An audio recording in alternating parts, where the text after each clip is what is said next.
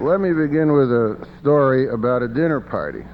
And at that dinner party, there were a physician, an electrician, and an attorney. And over the dinner, a theological discussion took place. And the issue they were discussing was, what is God's first profession? So the physician said, it's clear from the Bible that God practices medicine. Because on the sixth day, as we read in the Bible, God performed a surgical operation on Adam. That's true, said the electrician. But long before that, on the very first day of creation, the Bible tells us that God was an electrician. For it is written, on the first day, God said, "Let there be light." No, said the attorney, even before God was an electrician, he was a lawyer. The physician said, how can this be? Before the light, all there was chaos and void. To which the lawyer said, and who do you think it was that created the chaos?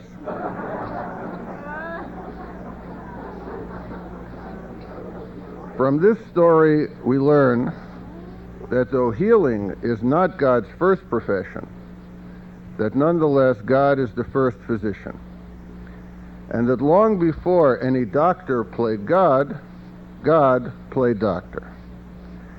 Self-licensed and self-insured from malpractice, God provided medical services to the very first human being, Adam. Indeed, even without a signed consent form, and even without checking whether his patient had medical insurance, God performed an operation on Adam. We read in the scriptures that the Lord God caused a deep sleep to fall upon Adam. Namely, God practiced anesthesiology. Then scripture tells us that God opened and closed up the flesh. Namely, he practiced general surgery. And during the surgery, he took out one of Adam's ribs, orthopedics, and then we read that God fashioned the rib, plastic surgery. But as the human species proliferated, God realized that the health provider industry had grown too large for a single practitioner, namely himself, and so God in his wisdom granted human beings the sanction to heal, and he bestowed upon human beings part of his wisdom and knowledge in how to practice the art of healing.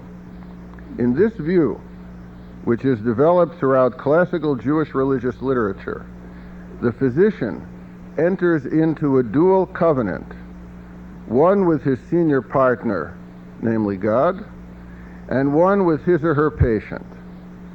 So while biblical Judaism had priests who were physicians, medieval Judaism considered the physician to be a priest, to be an agent of God, to be a partner of God in the care of God's creatures. And this afternoon, I would like to focus some of our attention on these two covenantal relationships. One, the relationship between the physician and God, and secondly, the relationship between the physician and his or her patient as a way of addressing the issue of health and healing in Jewish tradition. So first, let's look at the covenant between the healthcare provider and God, or put another way, what is the job description of the physician according to Jewish tradition? What are the obligations of the healthcare provider according to Jewish theology, law, and ethics? How can the healthcare provider fulfill, and under what circumstances does he or she violate his or her covenantal relationship with God? For the vast majority of Jewish thinkers throughout the ages, the human body is a sanctuary, the physician is a priest, and healing is a prayer in the form of a deed. God is the ultimate healer, and by practicing his or her craft, the healthcare professional practices the highest virtue, what is called in Latin imitatio Dei, which means imitating the ways of God. And as Maimonides, the great medieval Jewish philosopher and physician, wrote, the study and the acquisition of medicine are preeminently religious activities. Yet despite the sanction to heal, and despite the high esteem in which Jewish tradition largely held the physician, certain parameters were placed around that sanction, and certain criteria were imposed upon its exercise. We find a number of observations on this issue in the medieval commentaries, discussions of an enigmatic passage in the Mishnah being the earliest stratum of the Talmud. And for those of you who want to look it up, it's in the Mishnah, Tractate Kiddushin 4:14. This text discusses the nature of practitioners of a variety of professions. Listen to the text. Text reads, "Donkey drivers are wicked, but camel drivers are upright. Sailors are saintly, but the best of physicians is destined for hell." That's the text. Now, surprisingly, while the commentators did not express confusion over the claim that sailors are saintly, they did find the notion that the best of physicians is destined for hell to be problematic. But because this statement is found in such an authoritative Jewish text as the Mishnah, they could not dismiss it out of hand, even though it did not seem correlative with the general positive view and high esteem with which rabbinic literature held the physician. Rather, in their commentaries, the medievals attempted to discern what the possible meaning of this text might be that did not conflict with the well-established sanction to heal discussed in the post-Mishnaic strata of the Talmud. So permit me to review the commentaries of a number of medievals to this enigmatic text. And the first place to begin is Rashi, the greatest Jewish commentator of them all, who lived in 11th century France. Rashi interprets this statement, "The best of physicians is destined for hell," as a censure of the tendency of the physician to forget that he or she always practices with the help of a senior partner, namely God. In this view, the divinely given sanction to heal does not grant a monopoly to the healthcare professional. Rather, medical skills and knowledge ultimately are gifts of God and should always be applied with the recognition of God as a partner, often a silent partner, in the process of health and healing. The physician is God's agent, God's partner, but never a sole practitioner. As the 12th century Jewish physician, philosopher, and poet Judah Halevi wrote, "Not by my power of healing I rely, only upon thine. Upon God's healing do I watch." Or as the 17th century Jewish physician Jacob Sahalon wrote in his physician's prayer, "You, God, are the ultimate healer, not me. I am clay in the potter's hand, in the hand of the creature, creator of all things, and as the instrument through which you, God, cure your creatures." This physician's prayer of Sahalon, who lived in Italy, became the model for the better-known Maimonides' prayer of the physician, which is used now in a number of medical schools in place of what I find to be the morally problematic and theologically pagan Hippocratic oath. But in fact, Maimonides did not write Maimonides' prayer of the physician. Rather, it was written actually by a 19th century German Jewish physician by the name of Marcus Hertz. Now, the leading 17th century Polish Talmudic commentator, Rabbi Samuel Edels, interprets the phrase, "the best of physicians is destined for hell," to mean that the physician who thinks that he or she is the best of physicians is destined for hell because he or she thereby disavows reliance on God, that he or she is too haughty to continue the lifelong task of learning the craft of healing, believing that he or she knows it all, and that he or she is too proud to consult with colleagues for advice on a difficult case. Such a physician, Edel suggests, might endanger the life of the patient because of his or her arrogance, and in this view, both the life of the patient and the soul of the physician are always at risk. Also commenting on this passage is the most significant Ashkenazic Jewish thinker, Rabbi Judah of Prague, who lived in the 16th century, who explains that though sanctioned, healthcare must also be sanctified. In this view, the business of healing is healing. The business of healing is not business. This is not to say, of course, that Jewish law expected anybody to practice medicine for free. Indeed, the Talmud says a physician who cures for free is worth what he charges. Nonetheless, Jewish law does require free treatment for an indigent person who has no means for paying for health care. Now, before discussing the second covenant into which the healthcare professional enters, the covenant between the physician and the patient, let me say that while the vast majority of Jewish thinkers throughout the ages held the physician in high esteem, we nevertheless find some viewing it and viewing some of its practitioners with skepticism and even cynicism, because as you all know, if you ask two Jews a question, you get 3 answers in 4 organizations. So let me give you an example first of the skeptical view and then of the cynical view. The medieval Jewish philosopher and physician, Joseph Zabara, tells the story of a philosopher who was so sick that his physician gave up treating him. Nevertheless, the philosopher recovered, and a few months later he met his physician walking down the street. Seeing his former patient, whom he thought long dead, the physician said to the patient, to the philosopher, "Are you visiting here from the world to come?" And the patient, the philosopher, said, "Yes, I am. And there in the next world I saw the terrible punishments that fall on physicians who do not properly treat their patients. But," said the philosopher to his physician, "you don't have to worry, because I swore to them in the next world that you're no doctor at all." That was the skeptical view. Here's the cynical view. The 19th century Hasidic master, Rabbi Nachman of Bratslav, who died in his early 40s of tuberculosis, once said that when God created the angel of death came to God and complained that he had an impossible job. How could one angel take so many lives at one time? But God, said Nachman of Bratslav, God comforted the angel of death by saying, "Don't worry, I'm going to create for you helpers called physicians." That's the cynical view. Now let's turn to the relationship, the covenant between the healthcare provider and the patient. The key to understanding how Jewish tradition characterizes this relationship is by examining the terms physician, doctor, and health.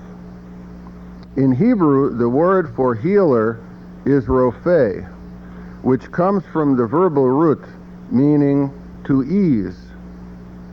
The English word physician is related to the word physical or physique, namely to the body. Health, the English word health, comes from the Old English word hal, meaning whole, while the Hebrew word for health is briut, coming from the verbal root bara, which means to create. Medieval Hebrew uses the term shleimut for health, which also means wholeness.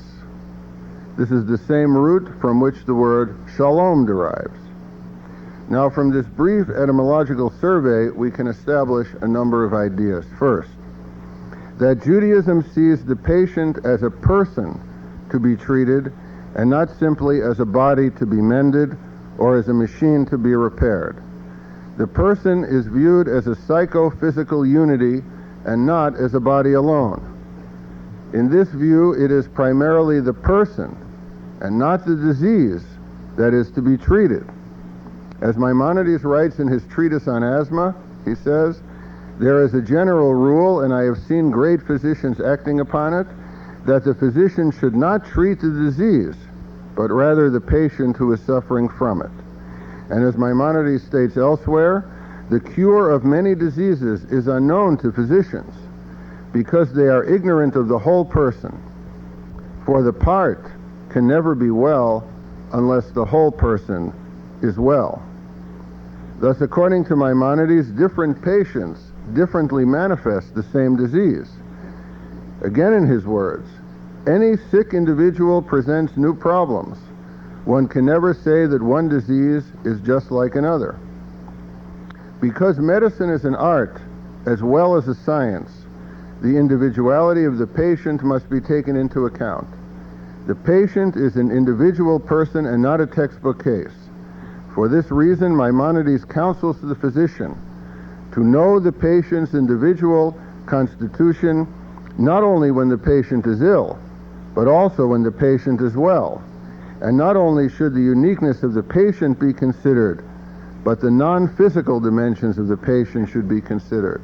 Namely, their emotional and spiritual dimensions should also be considered, as well as a part of care, cure, and treatment.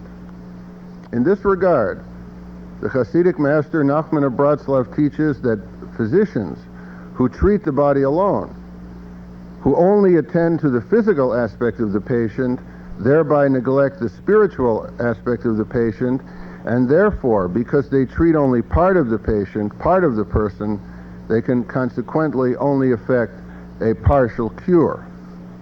Now, at the root of any practice of medicine is a philosophy or a theology of medicine. And underlying each philosophy of medicine is a view of the nature of the human being. For example, a philosophy of the human being that defines the human being primarily as an animal would be unable to justify any distinction between veterinary medicine and the medical treatment of human beings.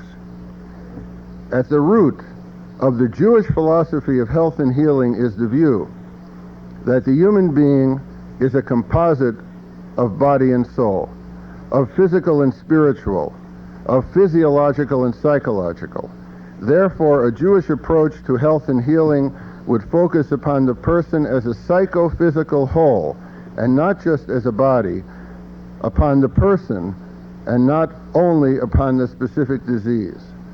In other words, the Jewish approach to health and healing is holistic. And only now are we beginning to see in the works of medical researchers on the role of neuropeptides, and in the popular writings of physicians such as Bernie Siegel and Deepak Chopra, an awareness in medical circles that the holistic model, that the view of the human being as being more than a body to be repaired, is something to take seriously. In other words, contemporary medical science is beginning, philosophically and conceptually, to catch up to where Jewish philosophies of medicine already were centuries ago.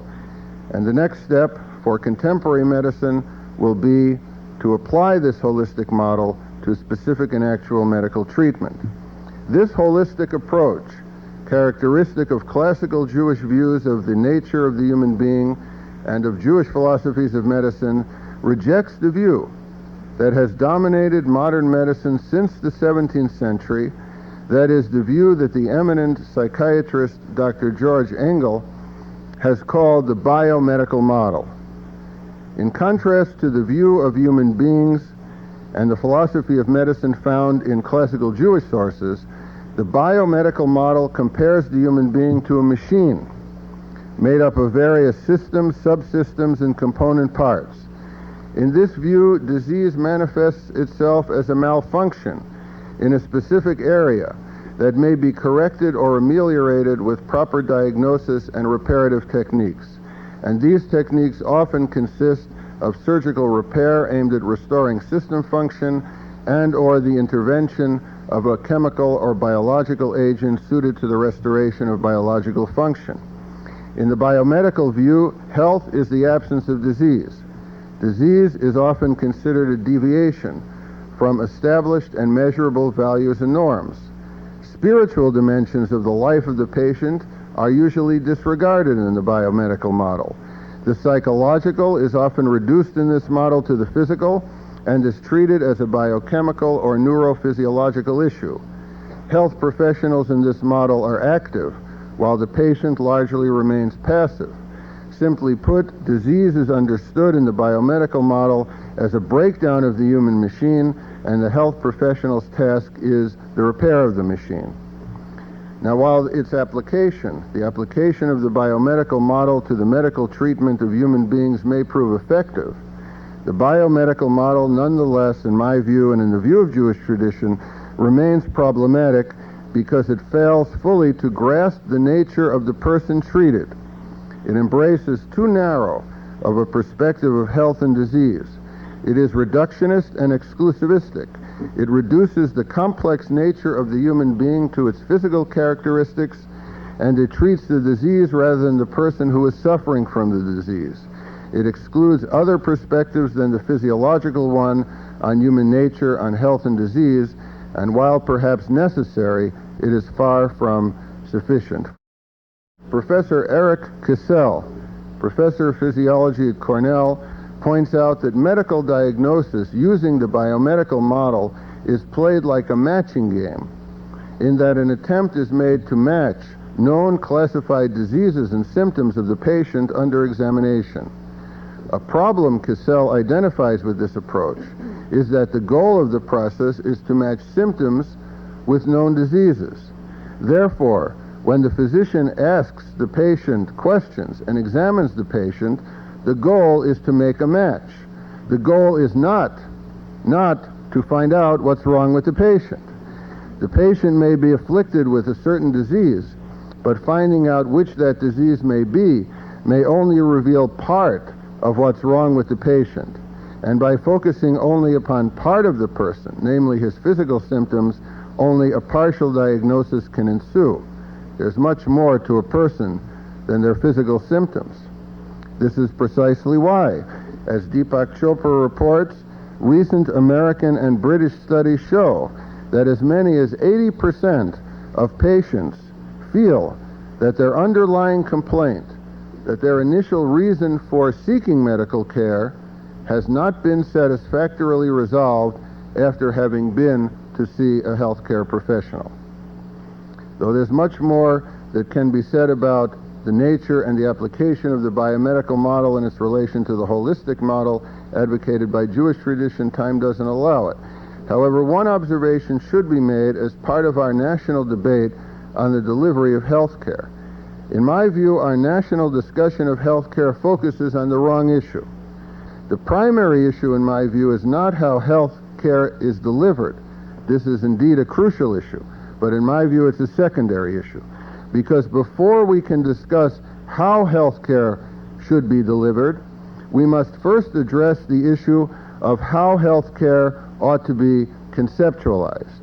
And this leads us not to a consideration of what kind of medical insurance we have, but rather to a reflection on what kind of philosophy of medicine, what kind of theology of medicine we embrace, and to a reflection on what kind of being is the human being, what kind of person is the human person, what kind of person is the patient. In my view, the real problem is not how healthcare is delivered, but how it is conceptualized.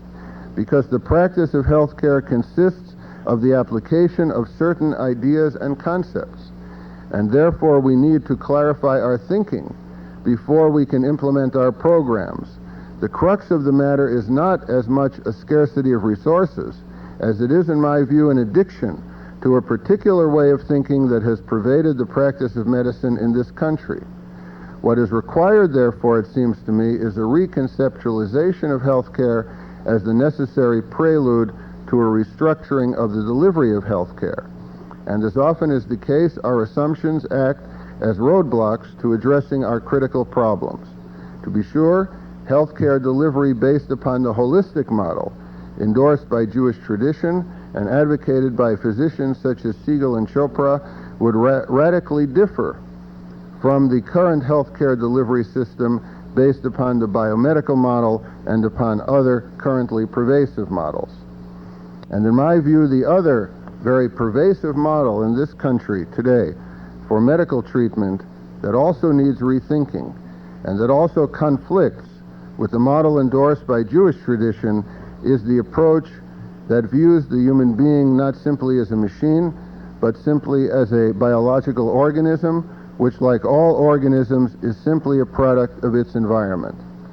From this perspective, health is defined within an environmental context, health is threatened by environmental factors, whether they be physical, like a bacterium that victimizes the person's body, or psychological, like a bad experience that victimizes the person's psyche. In either case, in this view, the patient is considered a victim of a force beyond his control. And this approach has led to what has been called the triumph of the therapeutic society ruled by a medical industrial complex. In this view, health is simply the absence of disease. But who is completely free of any and all disease all of the time? Consequently, the goal of what has been called the therapeutic society approach is to convince each of us that we are sick, that each of us is the helpless victim of external forces beyond our control, and that each of us is in need of an army of healthcare and other helping professionals to achieve the always elusive goal of becoming healthy. In this view, everyone is sick. Everyone is a victim of some disease, or at least of some psychological syndrome. From this perspective, we need universal medical coverage because we have universal illness. That is, everybody needs treatment because everybody is sick. Now, not only can no economy, no matter how strong that economy, support such a view, but I contend that such a view is both conceptually and morally dangerous and mistaken. Such a view, as we will see, is inimical to the Jewish view of health and healing. But considering the pervasiveness of the therapeutic view in our society, a view, in my position, manufactured by healthcare and helping professionals aimed at expanding their own industries, it should therefore be no surprise to find the following exchange in the court record of a Pennsylvania court. An attorney has a doctor on the stand, and he says to the doctor, "Doctor, it's true, is it not, that people with what you have termed a personality disorder exist around us every day and in all walks of life? Isn't that correct?" And the doctor responds, it's on the court record, "I'm not sure that any of us are spared that diagnosis." Considering the pervasiveness of this approach and the preferential legal treatment afforded those with illnesses and handicaps, it's no wonder that many people want to join the ranks of the ill and the handicapped.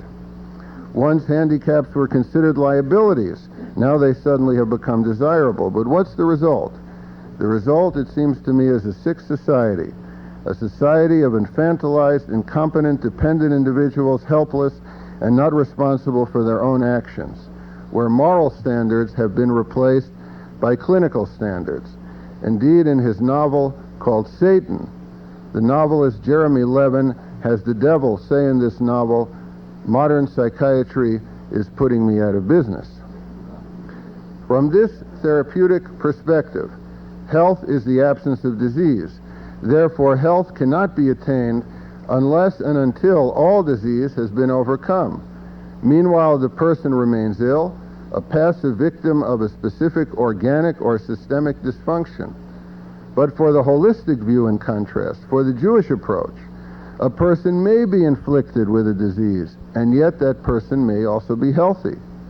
That person may also be an active participant in the development of his or her life as a work of art. For in this view, an individual, though afflicted with a disease, may be restricted, but such an individual is not wholly disabled in the process of personal development. In the Jewish view, true, a malady may signify a restriction and a limitation, but need not signify a defeat, need not signify an excuse for relenting in the moral and spiritual development of the self. In this view, a disease may be viewed like any other physical restriction with which a person has to contend in the quest for meaning and purpose and accomplishing one's goals in life. Some diseases indeed are tragedies, but some diseases may be opportunities to enable and to encourage an individual to seek and to find a richer experience in life. For example, in his book, How to Live Between Office Visits, Dr. Bernie Siegel tells of an episode on the Untouchables. Elliot Ness captures a paraplegic gangster who is sitting in a wheelchair, and Ness asks him why he became a criminal And the gangster says, "I'm handicapped. What kind of job could I get? I had to be a gangster."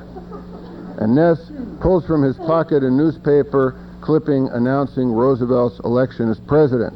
And there's a picture of Roosevelt sitting in his wheelchair, and he shows this to the criminal and says, "Well, for one thing, you could have run for president." According to the World Health Organization's definition, quote, "Health is a state of complete physical, mental, and social well-being." It's the World Health Association's definition. Health is a state of complete physical, mental, and social well-being. But amongst the problems with this definition, there are two that stand out. One is that it neglects the spiritual dimension. And the second is that it would seem to make health unattainable, because how many people enjoy a state of complete physical, mental, and social well-being, and if they do, for how long? So in contrast to the therapeutic society approach that focuses primarily upon pathology, the Jewish approach focuses more upon prevention than upon pathology.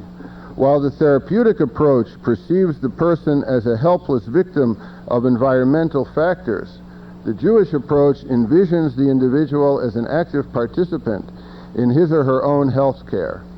In this view, the Jewish view, the patient is not a passive bystander, but rather is a covenantal partner with the physician in health care. Jewish thinking defines medical practice as the easing of dis-ease, both physical and spiritual. And this is precisely why, as I mentioned before, the term rofeh, meaning to ease, is used to denote the physician in Hebrew. But healthcare in this view is a two-sided coin. It relates to the restoration of health when absent and to the preservation of health when present. Indeed, the greater effort expended on the preservation of health by each person, the less that may be expended by the healthcare industry on the restoration of health and on the treatment of disease. From this Jewish perspective, the patient plays a significant role in his or her own health care. While the New Testament quotes Jesus as saying, "Physician, heal thyself," Jewish teachings would say, "Patient, heal thyself." From the rabbinic perspective, the patient is responsible to take the necessary care in the preservation of his or her own health, to initiate the procurement of the healthcare professional when it is needed, and to be an active partner of the healthcare professional in the journey from illness to health. For example, for the 13th century Jewish philosopher and physician, Rabbi Shem Tov ben Joseph ibn Falakera, just as the physician's activities have religious implications, just as they are prayers in the form of deeds, so is the patient's activities on behalf of the preservation of his or her own health an act of divine worship and service of God. In Falakera's words, a person must care for his or her body like an artisan cares for his or her tools, for the body is the instrument through which one serves one's creator. And precisely here is where the word doctor becomes pertinent. This word means to teach. The healthcare professional's first task, according to Jewish views, is to be an educator, to be a teacher of the means to the patient for the preservation of health. Now, as I mentioned before, health in Hebrew is called briut, a word whose root is bara, which means to create. Thus, in the Jewish view, health relates not only to the wholeness, to the shleimut of the patient, to the whole person as a patient, but also to the opportunity for recreation. The person as a patient can serve as an opportunity for self-renewal and for recreation of the patient as a person, for the creation of one's life as a work of art. And finally, Jewish tradition maintains that physical health is never an end in itself. The health of the body is a necessary, but not a sufficient goal. For as Ibn Falakera observes, he writes, "What profit has one in bodily health alone if one's soul is ill? the malady of the soul is more serious than the malady of the body. Rather, moral, intellectual, and spiritual development are the ends to which bodily health is but a means. For as Maimonides writes, the real duty of human beings is that adopting whatever means one may for the physical well-being, one should do so with the object of maintaining in good condition the instruments of the soul, which are the limbs of the body, so that one's soul may be unhampered and one may occupy oneself with acquiring the moral and intellectual virtues. Now, in conclusion, there is a story of 3 patients in a hospital room waiting for a diagnosis. One of them is an atheist, one of them is a Catholic, and one of them is a Jew.